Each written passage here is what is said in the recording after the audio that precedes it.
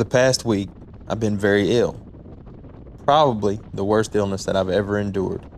Doctor visits, hospital stays, it has run the gamut, and the worst part is the weather has been absolutely gorgeous.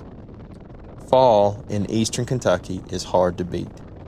The leaves are changing, the colors are vibrant, cool temperatures in the morning, low 70s in the afternoon. Perfect conditions for going out and riding. And I've been sitting at home, looking out my window and longing to be out enjoying this beauty. It is certainly frustrating. Now I am hopeful that I can get up the strength and energy to enjoy the splendor before all the leaves fall and the temperatures come crashing down for good. Every biker dreads the end of the riding season and longs to squeeze every drop out of those final days before the long winter sets in. This time, however, has not been without merit.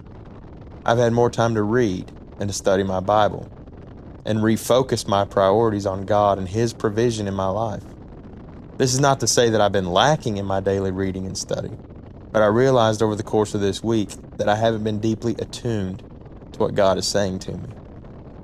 I now see this illness as a call to slow down and reevaluate my priorities, to refocus, and to reshape various areas of my life.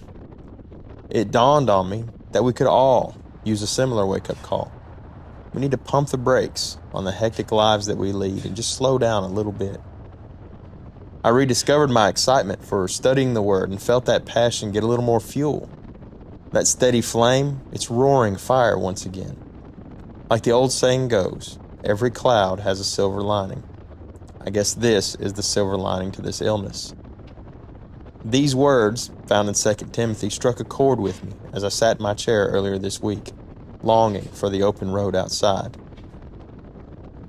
Do your best to present yourself to God as one approved, a worker who has no need to be ashamed, rightly handling the word of truth. I don't feel that I've been careless with the word, but I feel that I haven't been as focused as I should be on what it's saying to me and what God is revealing to me. I realize that I've been focusing more of my time on work and my own selfish wants and not giving God my best, despite an absolute desire to love, honor, and worship Him. I questioned if this made me a hypocrite in my own right as one who seeks to share the gospel with others. These words from Proverbs came to mind as I prayed about this internal conflict. In all your ways acknowledge Him, and He will make straight your paths. I have been acknowledging God, but have I been giving my best and my all? Admittedly, I probably haven't been doing so, and I needed this time of rest to retrain my thoughts and realign my path to point directly towards Him. We can all benefit from a moment of rest and reflection. Sometimes God will put the brakes on for you, as He did with me, and get your attention before things get too out of hand and you lose sight of what is important. You see, there was a time where I believed that just because I was called to ministry, that it meant I would always have my mind and heart intently set on Him. I know how foolish that thought was, because I exist in this world of chaos, where we are all pulled in countless directions and so many outside influences are vying for our attention.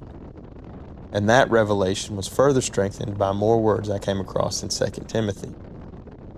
For God gave us a spirit of not fear, but of power and love and self-control. That is precisely what I needed. A little more self-control.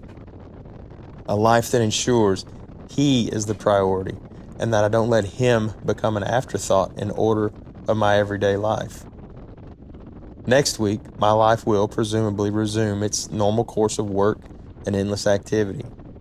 I just pray that I can maintain this much-needed refocusing of my priorities and keep Him at the top of everything I think, speak, and do.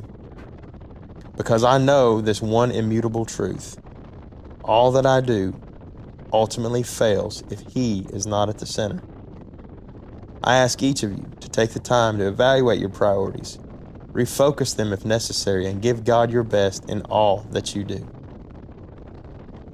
My flesh and my heart may fail, but God is the strength of my heart and my portion forever.